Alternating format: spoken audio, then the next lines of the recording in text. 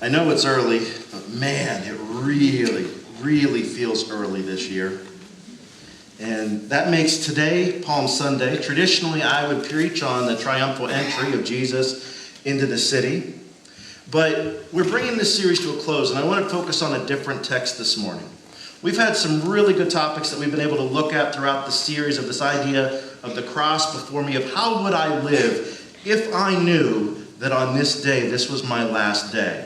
What are the things that I would do? And we looked at several things. We looked at grumbling less. How much time do we spend grumbling?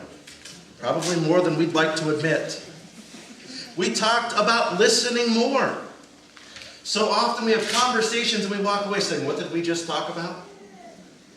And so maybe listening more. With that, worrying less. Oh, how much time we spend worrying. And we talked about investing more. Well, today, we're closing this series, what I think is one of the best places to leave it. It's on worshiping more. On worshiping God more. And so I want to look at a different passage because I tell you, I struggle a bit with Jesus' triumphal entry into the city. Because the crowd is there. They spread their coats out. They lay the palm branches down. And they worship and they praise Jesus. They shout Hosanna. They say, save us now. And in a few short days, they all seem to disappear. They all seem to hide or to be overtaken by the shouts of the crowd. And so we're going to look at a different passage. A passage where somebody goes all out in worship. And it's actually in the Gospel of Luke chapter 7.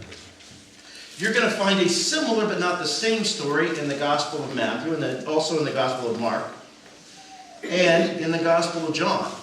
Now there's some differences throughout each story. Matthew and Mark, they have Jesus' head that's anointed, and they relate the story closer to Jesus' death. In John tells us that this was Mary Magdalene, the sister of Lazarus.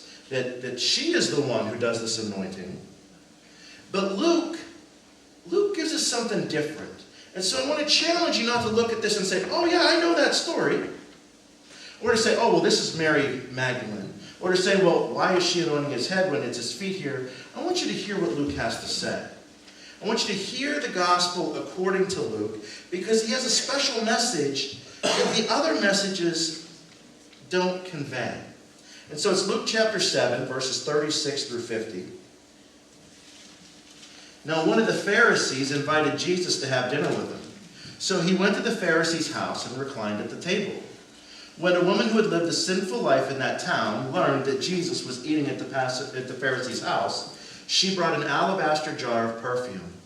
And as she stood behind him at his feet weeping, she began to wet his feet with her tears. Then she wiped them with her hair, kissed them, and poured perfume on them.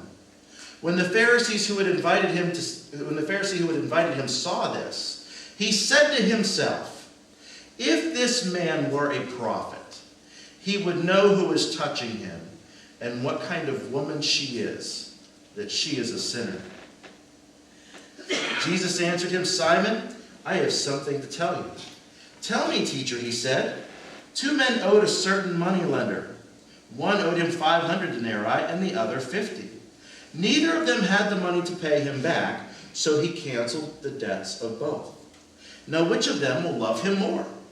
Simon replied, I suppose the one who had the bigger debt canceled. You have judged correctly, Jesus said. Then he turned toward the woman and said to Simon, do you see this woman? I came into your house. You did not give me any water on my feet, but she has wet my feet with her tears and wiped them with her hair. You did not give me a kiss, but this woman from the time I entered has not stopped kissing my feet. You did not put oil on my head, but she has poured perfume on my feet. Therefore I tell you, her many sins have been forgiven, for she loved much. But he who has been forgiven little loves little. Then Jesus said to her, your sins are forgiven. The other guests began to say among themselves, who is this who even forgives sins? Jesus said to the woman, your faith has saved you. Go in peace. And so what I like to do so often is to put ourselves there in that room and to see what is going on. And so imagine and start to picture the room. Now we picture a nice dinner table, and what do we have right in the center of the room? A big table, right? And what do we put around the table? Chairs. Scratch that. They had a short table, they lay it on the floor. So they're not on chairs. I don't want you to have some weird image of this woman crawling around under the table. They are reclined on the floor, leaning, propped up on one elbow, and eating. And so here they are, they're reclined around there, and this woman comes into the house, which isn't quite the same setup. They didn't have doors the way we have doors, and we lock our doors. I don't know if you do, but I definitely lock mine. And so she comes in, she makes herself at home, she goes directly to Jesus. And can you imagine the social awkwardness in this room for a moment? Think about this. Here you are in somebody's home, and this woman comes in, she begins weeping, she's wetting Jesus' feet with her tears. Then all of a sudden she pulls her hair down and she's drying his feet with her hair. She begins kissing his feet. And imagine the scent, imagine the fragrance of the perfume bottle being broken open and a whole bottle of perfume being poured out over his feet. I have a very sensitive nose. One little spritz of perfume for me goes a long way. Now, I don't wear much perfume at all. We know. Much more for cologne, But even in that, I don't wear much of that. Because one little drop will do it for me.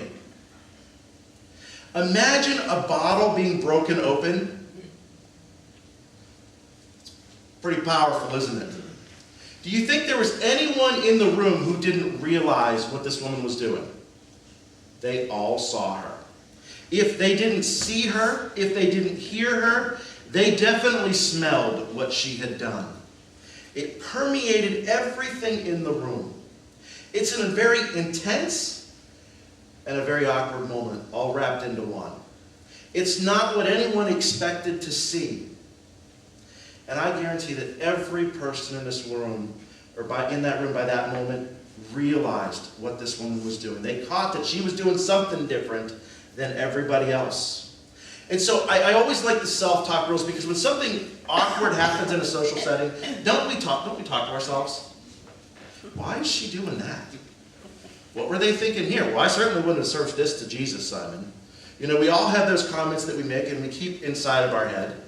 And I am sure the same thing is going on here. They're all looking at this woman, or maybe trying not to look, and saying, what is she doing? This isn't how this goes. And Simon, we get a glimpse into his mind to see what he was thinking. And Simon has the ability to know who this woman is. And his thoughts are, if Jesus really were a prophet, if he really were the guy that everyone says he is, or leads up to the things that he has done, if he was this kind of man, he would know who this woman is. And he would know what kind of woman is touching him. She was a great sinner. There's been a lot of, liberty taken with what that exactly means. We don't know exactly who she was according to Luke. We don't know exactly what she had done according to Luke. What we know according to Luke is that there were a lot of sins in her life. And Simon the Pharisee looked at her, and if he would have had the courage to speak out loud, he would have kicked her out of his home. She was not welcome in his social circle.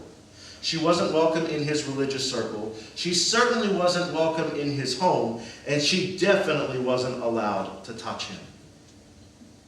Because a holy man would have nothing to do with a woman like Simon thought she was.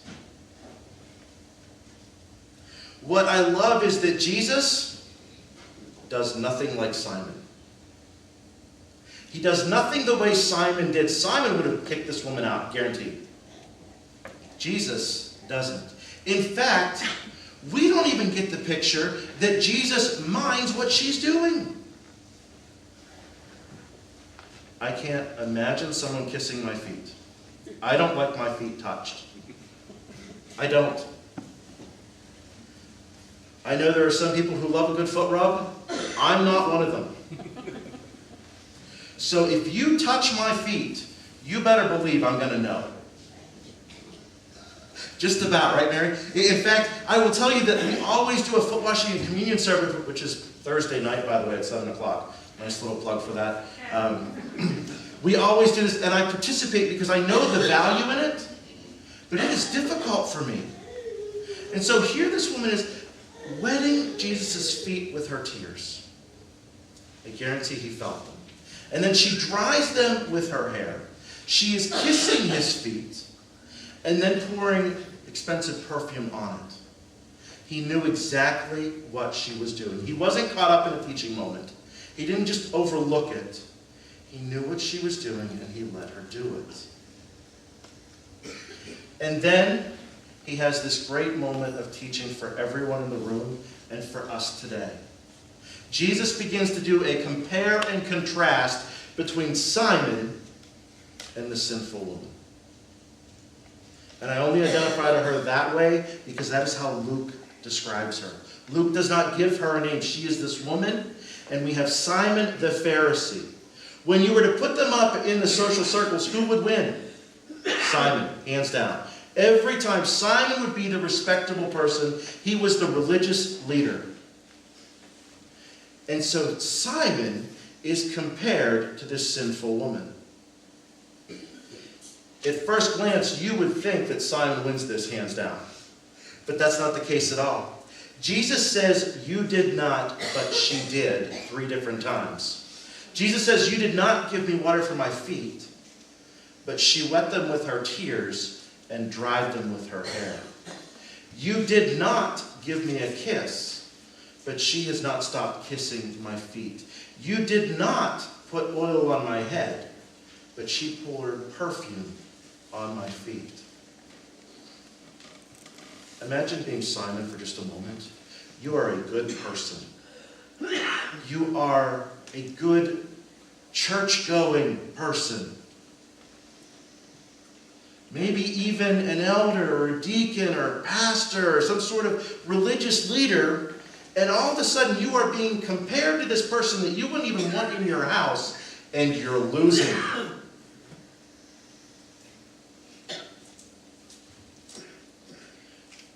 From Simon's perspective, he has just opened his home to Jesus. He has invited him in to share a meal with him. And not all the Pharisees liked Jesus. We know that they didn't all get along very well. And so Simon has been making small talk with Jesus throughout the course of the meal. And then this woman comes into his home, someone who has no business being there. And she starts worshiping Jesus in this manner. And then Jesus has the audacity to take her side. This is not a good moment for Simon. Not one of us would be real happy if we were in Simon's shoes. Now, it is easy to look at this and to condemn Simon for what he did. But he was also opening his home. He was sharing a meal with Jesus. In fact, we don't know how many other guests were there, but it was just more than Simon and Jesus and the woman. There were several guests in the home. Everybody noticed what was going on. And to top it off, Jesus, who is the guest in this home, doesn't scold the woman who has come in and done these things. He lifts her up, he addresses her, and puts her in a better light than the host. This is not how any of us want our dinner parties to go. Right? It's not how any of us plan for things to go. I wonder if Simon's either sitting there thinking, I laughed at all of his jokes. Thank you for that. I do appreciate that. I laughed at all of his jokes. I really tried to pay attention. I let him sit in my spot.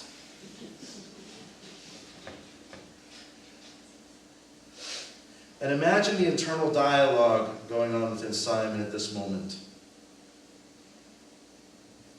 There's so much that we can take away from this parable. There's so much that we can take away from this story. I want to pull 3 things away. And if you have your sermon, your bulletin, you can write a couple notes down. These are 3 things I'd love for you to walk away with. And the very first, worship is more than showing up. We're talking about worshiping more today. Worship is more than showing up. Simon showed up to the dinner party. Simon was there. All the other guests showed up to this. Worship is more than showing up. There was something missing, even though Jesus was in the room with Simon and all of the other guests. They were sharing the same space, but Jesus was never really welcome. Now we look at this, and we don't typically wash anybody's feet when they come into our home.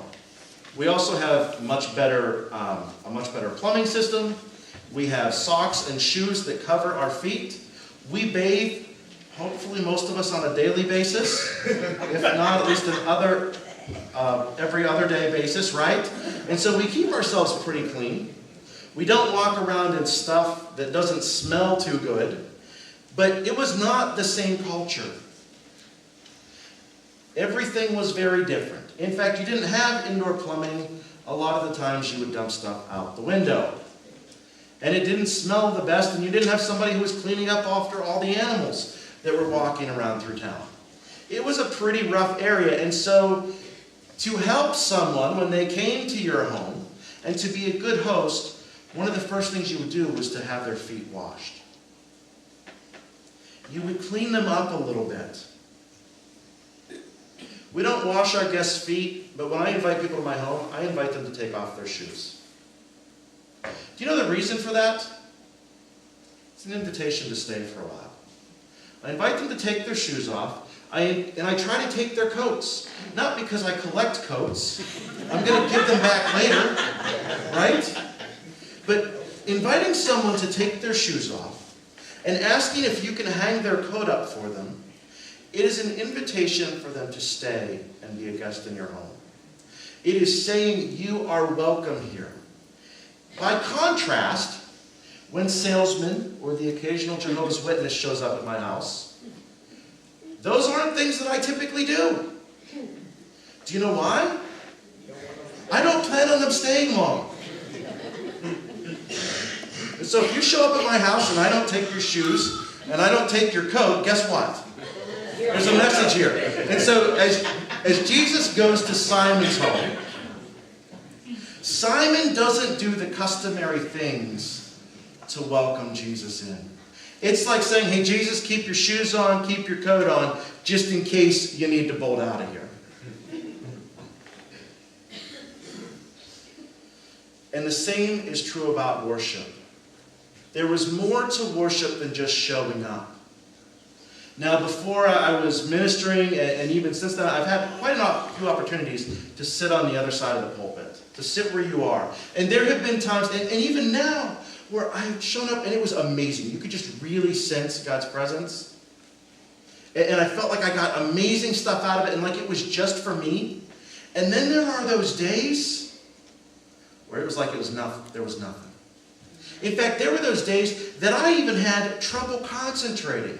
That I had trouble paying attention. In fact, my mind wasn't so much on what the pastor was saying or even the text that they were reading. And I wasn't even reading the Bible. You know what I was truthfully doing? Thinking about what I was going to do after church. Or thinking about the list of stuff that I had to get through this week. Or one of my favorite topics, what I was going to have for lunch.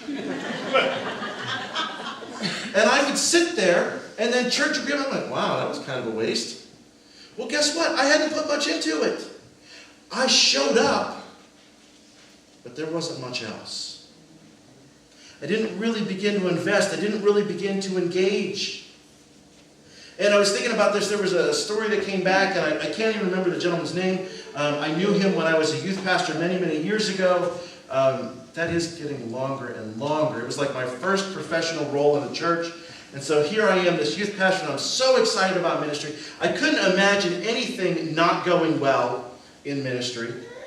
And I met this guy about a month into my serving as the associate youth minister. And he had made a commitment to his wife when they got married. He would go to church with her every single week. And he did. He was very regular. He very seldom did he miss. He would sit in the very back row, in the corner, and he had two objectives while he was there. Number one, he always brought his paper. And whenever the pastor would begin to preach, he didn't like fold it open But he kept it folded down, and he would kind of read it respectfully as he sat there with his wife. The other thing that he would do, and please don't do this to Claudia, he would go through the bulletin and look for any mistakes, any typos, any spacing issues, anything that was wrong. He would circle them in a red pen and then hand them to her at the end of the service. But he went to church almost every week. There was more to worship than just showing up. He showed up, but I don't know that he ever worshiped. He was there, but he wasn't engaged. What I love about worship is to do it well, there are no bench warmers. There are no people who are first string and second string and third string who are just waiting to get in the game. Worship is something that everybody can participate, regardless of how long you have been a Christian, whether it's a day or it's a lifetime. Regardless of the training and the education that you have, worship isn't about how long we've been doing this. It's about how well we want to participate in it. And so it doesn't take any special training to worship. It takes a heart that's ready to be engaged. The second, worship is more than knowing who Jesus is. So we have worship is more than showing up, and worship is more than knowing who Jesus is. In that room, everyone knew who Jesus was. Simon knew who he was. In fact, he had invited Jesus to dinner. Everyone knew who Jesus was. But Simon and the woman engaged with Jesus differently. They knew him differently. I would go out on a limb and say that what the woman did, the way she was there, the way she wet his feet with her tears, the way she dried them with her hair, the way she kissed his feet, the way she poured perfume on her feet, that she really, really worshipped Jesus in that moment. And Simon didn't even bother to greet him with a kiss. Now, we don't greet one another with a holy kiss. We like a healthy handshake, maybe the occasional hug, right? Simon doesn't even do that with Jesus. And this woman actually gets up close and personal with Jesus and really opens up to him and really begins to share and to worship him. I think the difference is if you were to look through Simon's eyes, Simon saw everything that was happening in the picture. He watched what the woman was doing. He paid attention to what his friends were doing. He made sure that the food was happening on the table. He made sure that Jesus was getting enough to eat. He made sure that he was getting enough to eat. Everything that was happening, Simon was focused all the way around. And I think for the woman who was there, the only thing she could see was Jesus. The only thing in her vision was Jesus. She forgot about everything else in the room. The food wasn't even an issue. Although the people who might say or do or condemn her, she was able to tune them out and to focus on him so intently and so completely that she didn't even mind crying in front of everyone. When we cry, we go to a private space, right? Rarely do we want to cry in front of people. And yet this lady didn't care. It was such a deep connection, so intimate worship that she didn't care who saw her doing this. And so it's more than just knowing who Jesus is. I was thinking back, and occasionally I tell on myself because I want you to know that, man, I blow it. I really do. And I was thinking about this and showing up in worship. There have been times where I chose to sing really quietly because I knew the people that I was standing around were really good singers, and I didn't want them to hear me if I missed a note. Maybe you've never done that. I have. Maybe it's been something else for you. My focus wasn't really on worship. Guess where my focus was? It was on everybody else around me. It was on everything else that was happening. And in that moment, I'm not proud of it, but man, I can identify with Simon. And I think, for honest, we all have these Simon moments where, yeah, we're there. Yeah, we know who Jesus is, but he's not really our focus. He's not really the object of our worship. And the third part, and I think this isn't as clear in this text, but I think you'll see it, that worship is more than Sunday services. Now, to start with, they didn't worship on Sunday. They would have worshiped on the Sabbath, which was Friday evening to Saturday evening. But we think of worship as only what happens on Sunday morning. And it is, but it's more. In fact, many people think of worship as just the music that we do. And the music is worship music, but communion is worship. Our time with our children is worship. Our time spent in prayer is worship. Obviously, our time of communion is worship. And so Sunday morning is a time of worship, but it's not the only time we worship. This event, this moment didn't happen at a temple.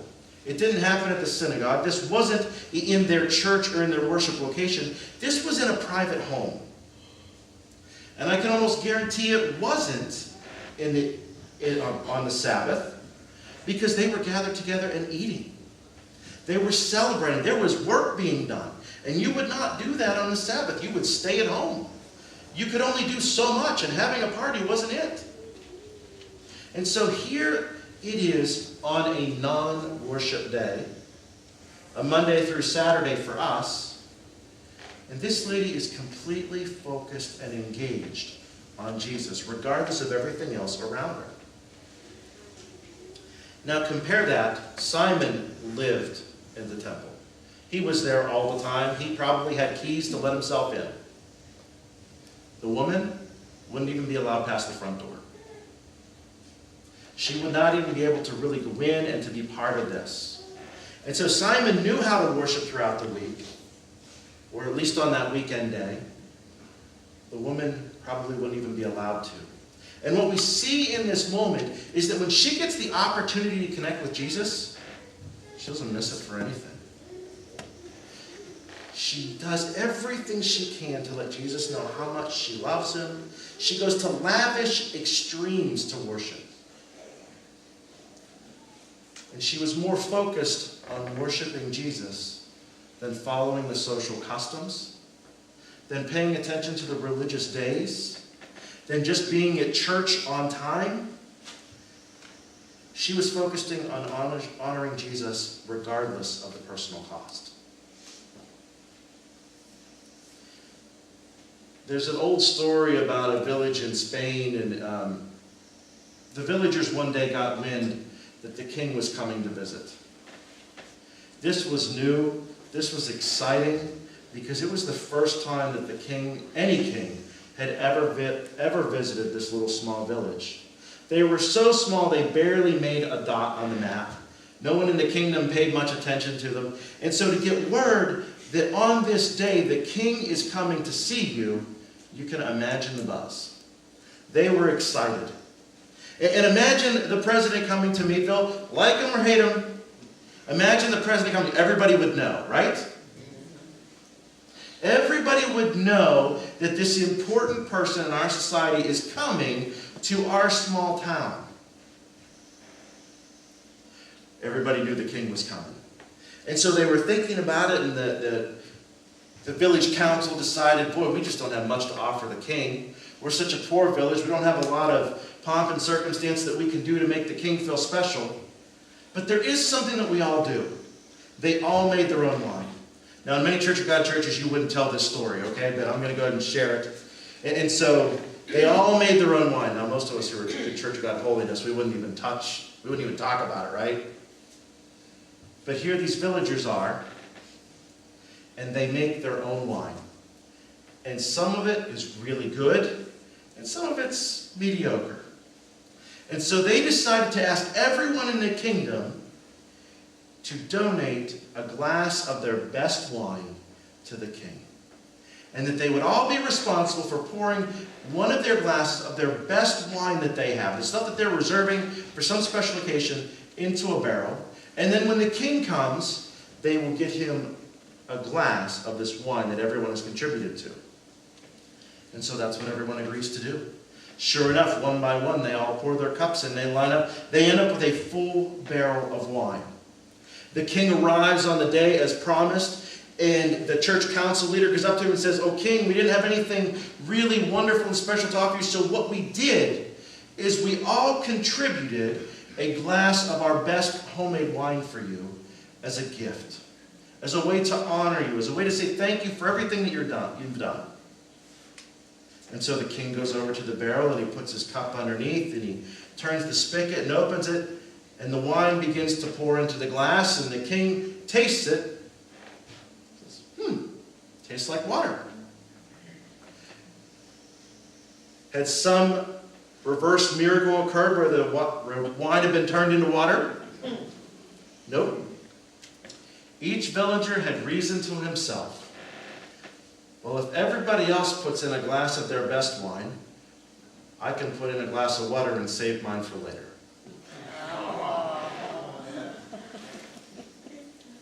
And so the king was treated to a barrel of water. After all was said and done, after all of the good intention, after all of the promises, after everything that people wanted to do out of good intentions, the town was full of people who simply went through the motions of showing their love and admiration for him. There wasn't any real admiration. There wasn't any real love. But they sure made it look like there would be. For each and every one of us, worship is more than just going through the motions.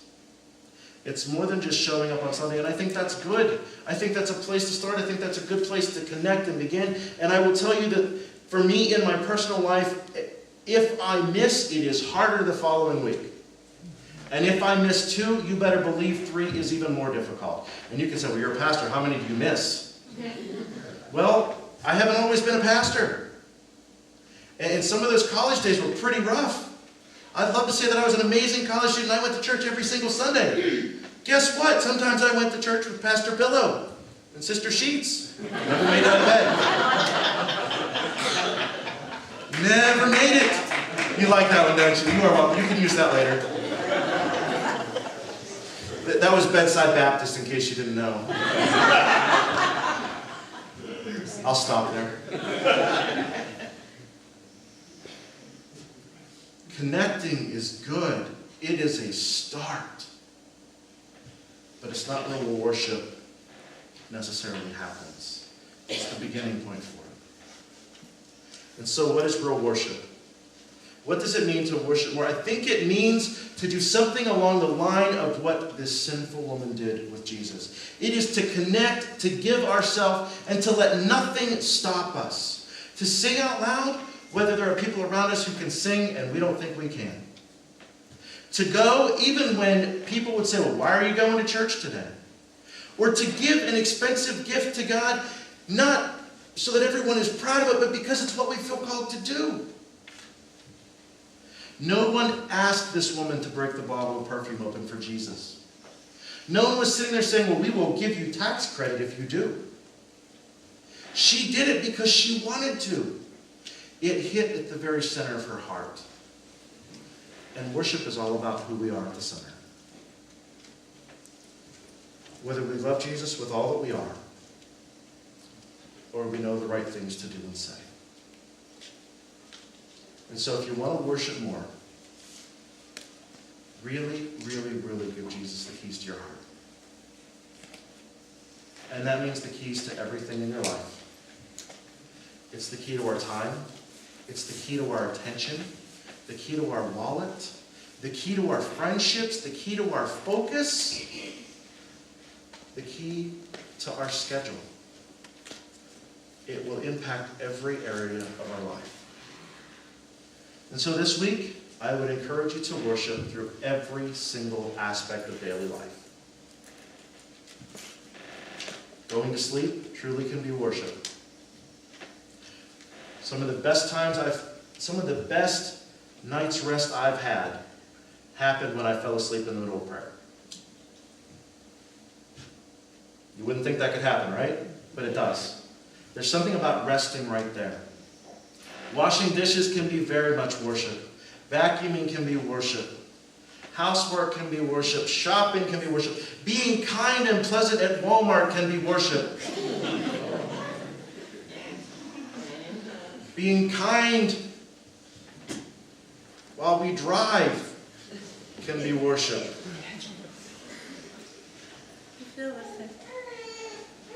We can worship in any place in our life if Jesus has the keys to our heart. Let's close in prayer. Father, we just thank you for this time together today.